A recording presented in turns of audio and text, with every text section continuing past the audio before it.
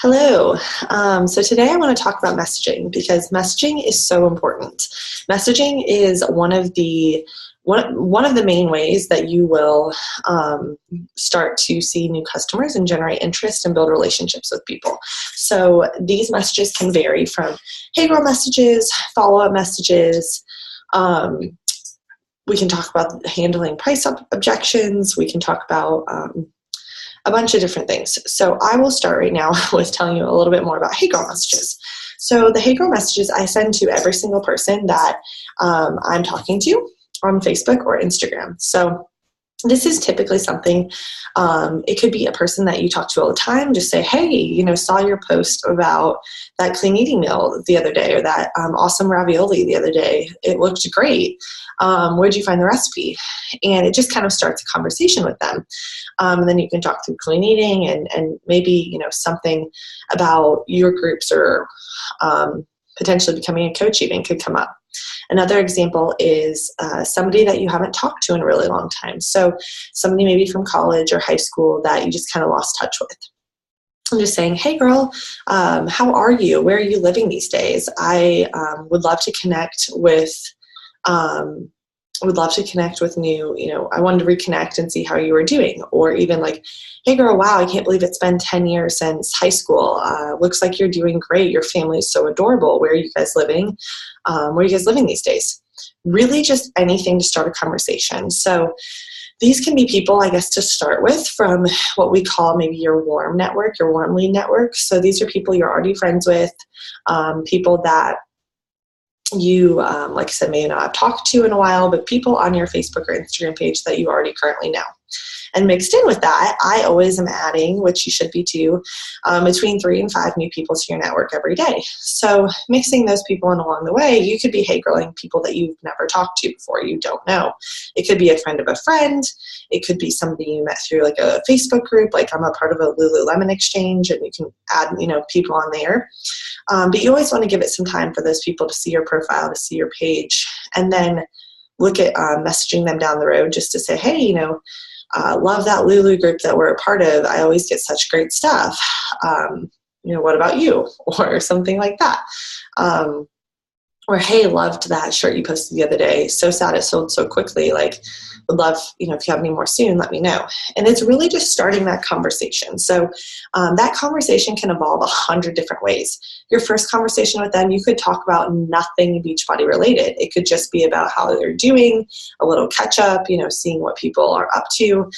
It really doesn't have to be anything specifically tied to Beachbody. It's kind of just establishing that trust and building that relationship with someone so that, you guys have that friendship or that bond a little bit secured before you start trying to sell them on something. That's kind of the best way that I can look at it and explain it to you.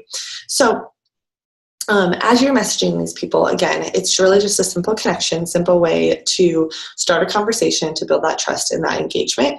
And then you can go on and invite them to your group from there. So the next type of messages would be follow-up messages. And these range in totally different types. So for example, basing off of those hey girl messages, you may have had a conversation with somebody like a week before, and a week later you're like, oh, okay, I'm going to message them and ask them, if I'm putting together my next accountability group and seeing if they want to join. So I would say maybe to Sally, for example, like, hey Sally, it was so great to catch up with you last week. I'm not sure if you've seen some of my Facebook posts, but would love to see if you're interested in joining me in my next accountability group that I'm hosting starting on March 7th. Would love to share more information. Please let me know if you're interested, or something like that. This is kind of a way just to make it really casual, not make it as if you're selling them on anything or telling them that they need to lose weight or things like that. I've tried many different approaches, and so far this is the one that has been the most successful, just because, again, you have that relationship already established, and you're coming at it with like, hey, not sure if you see my post, but would love to share more, rather than, hey girl, we have a special on 21 Day Fix this month, and just wanted to see if you want to purchase. Just because it comes off as a little bit more salesy versus then talking to them about, oh, yeah. And once they're interested, sharing more about kind of what your groups consist of, asking them questions about them. So, what, if they are interested, what do you currently do for exercise? Do you like cardio? Do you like strength training? How would you rate your nutrition on a scale of 1 to 10? And making it all about them. That really is the core to our business, is focusing on helping other people. So when you're having these discussions with people, make sure that you are relating everything back to their goals. So that kind of is a follow-up message to a hey girl that you've already sent. Another thing is if somebody comes back to you and says I've seen your posts, they're great, I'm really not interested at this time, but would love to chat more, in 6 months from now. Or, I'm moving and we're having a baby in a couple months. I really think that right now isn't the best time, but would keep me in mind for the future. Or I am, slammed with grad school and I just really don't think I can make this a priority right now. I always keep that. Those are not no's. Those are maybe laters. Honestly, even if people are saying, no, I'm not interested, I always maybe question, say, what aren't you interested in? Or what's your hesitation? But honestly, like any of those people that say no are not no's. They are not right nows.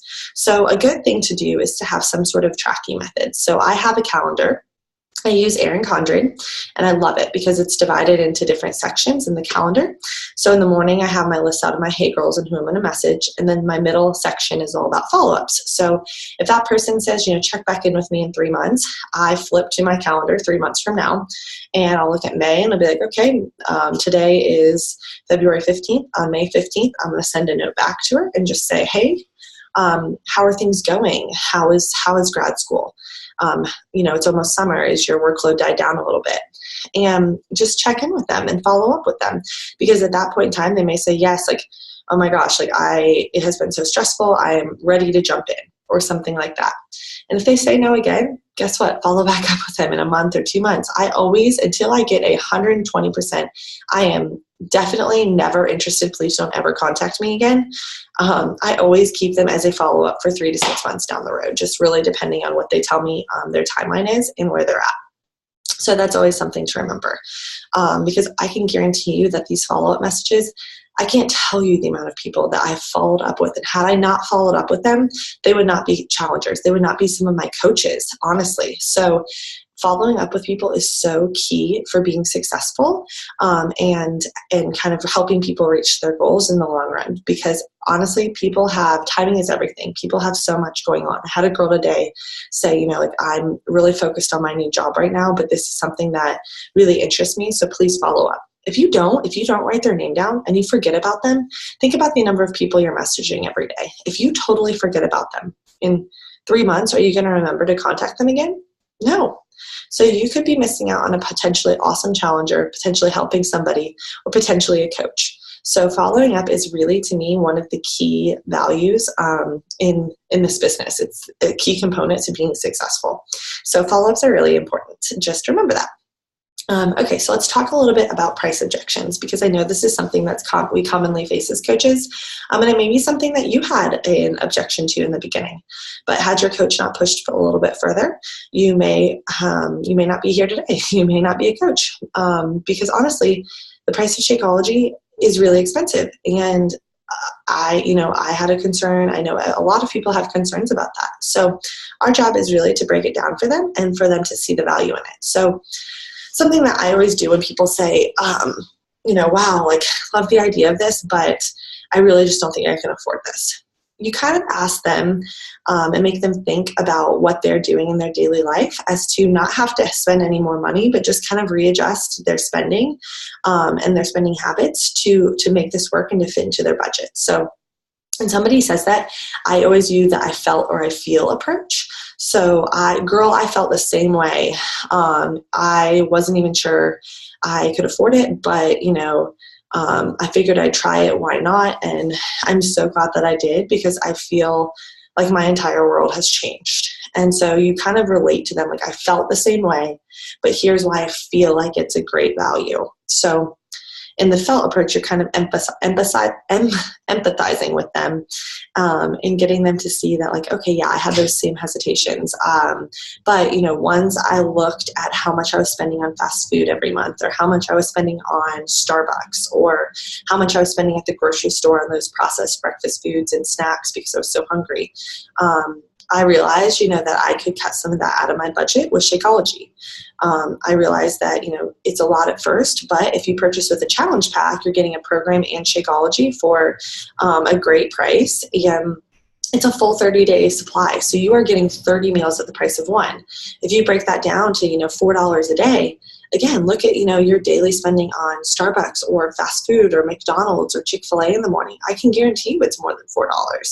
So if you take those out of your budget and you really see that, and you replace them with Shakeology, it's an awesome deal, and you really aren't spending any more money than you would have before.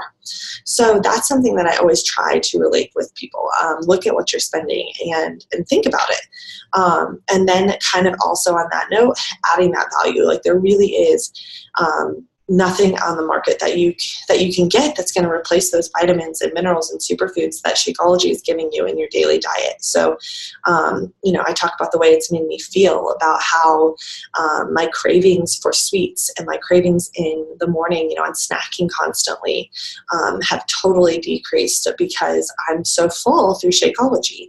And there's so many different recipes and ways to make it that if I'm craving, chocolate-covered strawberries, I can make the same thing with Shakeology, and it kind of fulfills that void in what I was missing along the way. I talk about how overall it's just changed my entire nutritional outlook. I wasn't getting any of those vitamins or minerals or nutrients before. And so I just talk about how it's made an impact in my life, and relating that back to them. So that's the other thing that you can kind of do. And then, there's plenty of other options too. If they still are objecting, you can talk about how if they become a discount coach, they'll receive that same 25% discount and they don't have to actively coach at all.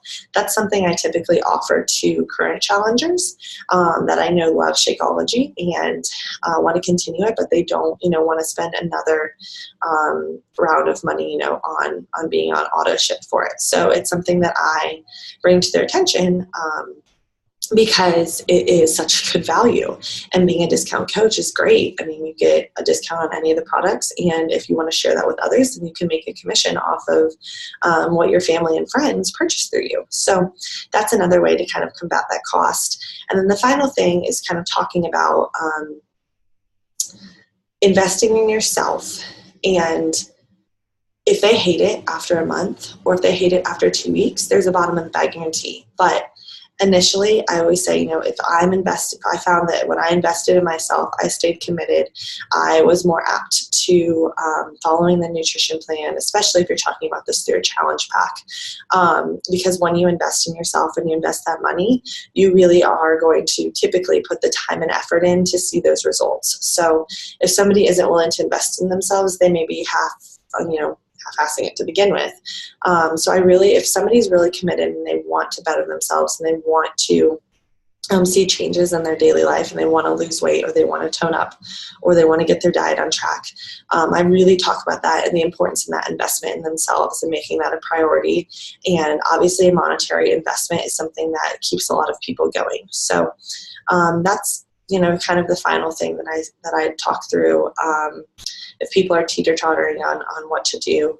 And then again, emphasizing that bottom of the bag guarantee, because they could have literally an entire month's worth of Shakeology and decide they don't want to, they don't like it, or they don't want to do it, and return it and get all their money back. So those are definitely really good ways to combat the cost. And a lot of times people understand and they agree, and they'll try it at least for a month.